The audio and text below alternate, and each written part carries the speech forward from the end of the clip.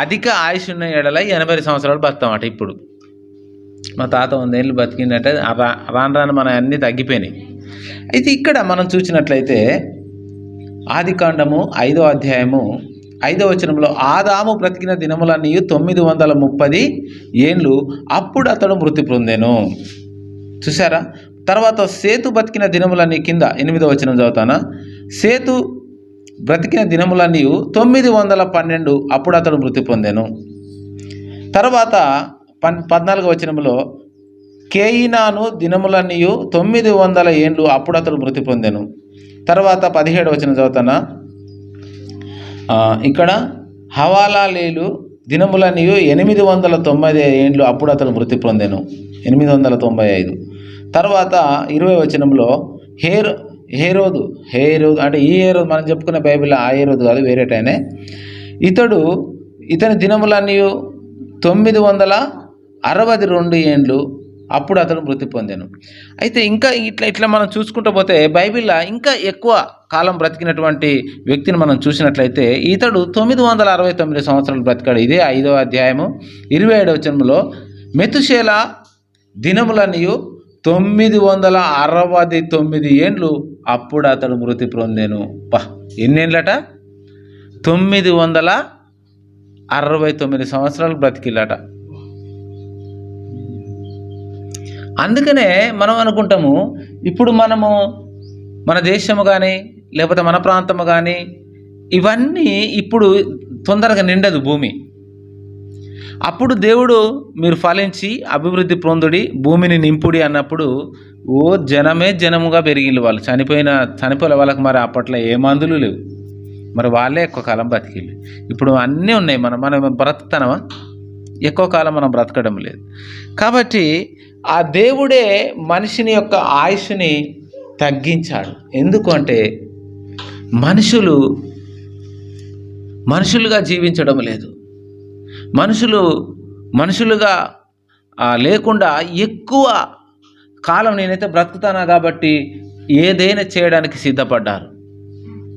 ఇప్పుడు ఆ ఛాన్స్ లేదు. దేవుడే మన ఆయుష్ని తగ్గించి ఉంచాడు. దేవుని స్తోత్రం, హల్లెలూయా.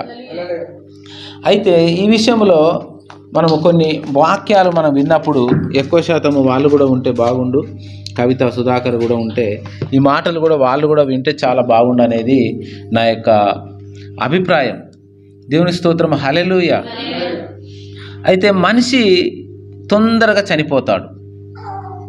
ఎందుకు అంటే యోబు గ్రంథం 14వ అధ్యాయం 5వ వచనంలో, కానీ మనిషి మరణమును తప్పించుట యెహోవా వశం, దేవునికి మాత్రమే అది సాధ్యమాట. మరణాన్ని తప్పించేది సమస్యలని దేవుడు మనల్ని తప్పించి బ్రతికించాడు.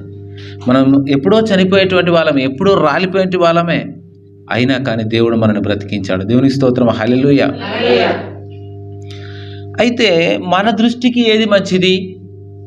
దేవుని దృష్టికి ఏది మంచిది? మన దృష్టికి ఏదండి? నేను పిల్లలు కనాలి, నేను ఈ స్థలం కొనాలి, నేను ఆ ఇల్లు కట్టాలి, లేకపోతే నేను మంచి స్లాబ్ వేయాలి, నేను మంచి పుట్టి పెట్టుకోవాలి, నేను మంచి పెద్ద టీవీ కొనుక్కోవాలి, లేకపోతే నేను మంచి కారు కొనుక్కోవాలి, లేకపోతే నేను మంచి జీబు కొనుక్కోవాలి, నేను మంచి ఏదో మన కోరికలు అన్నీ ఉంటాయి. అందరికీ ఉంటాయి. నీకు ఉంటుంది, నాకు ఉంటుంది, మన వాళ్ళు అందరికీ ఉంటుంది. అంతేనా?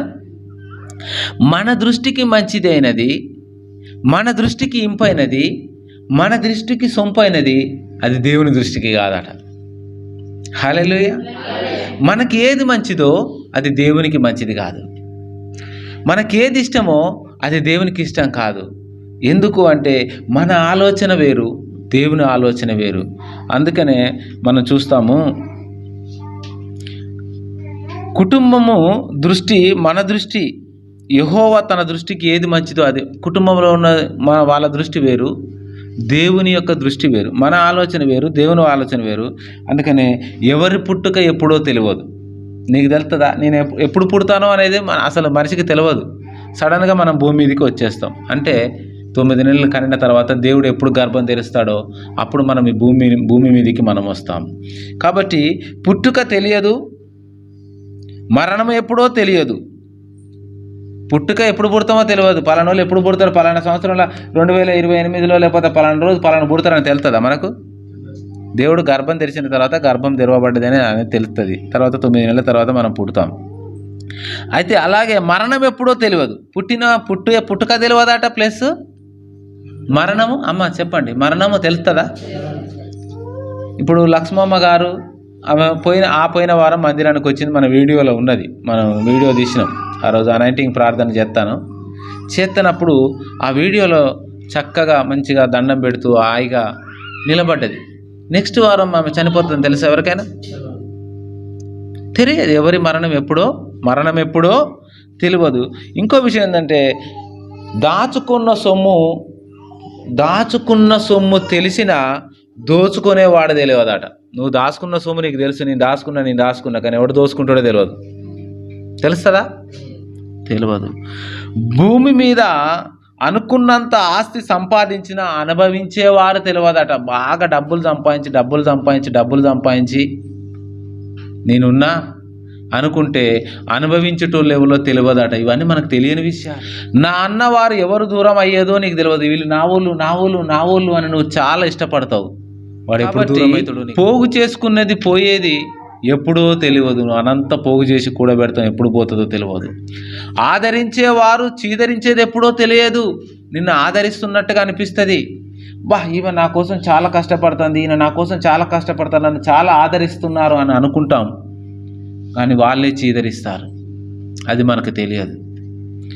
ఎవరు ఎప్పుడు ఈ లోకాన్ని విడిచి వెళ్ళిపోతారో తెలియదు. మనం ఈ లోకంలో శాశ్వతంగా ఉండడానికి రాలే. ఈ లోకం ఎవరికి శాశ్వతం కాదట. ఈ భూమి మనకు శాశ్వతమా? ఈ రేగడిగూడెం నాకే శాశ్వతమా? ఈ రేగడిగూడెంలో నేను ఉంటానా? పూసపల్లి నాకు శాశ్వతమా? ఈ చర్చి కంచినం దీనికి ఎప్పటికి 100 ఏళ్ళు నేనే ఉంటానని శాశ్వతమా? ఏది శాశ్వతము కాదు. హల్లెలూయా. అందుకని మెతుషెలా ఎన్ని సంవత్సరాలు బ్రతికాడండి? 969 సంవత్సరాలు బ్రతికి చివరికి తాను కూడా మరణించాడు.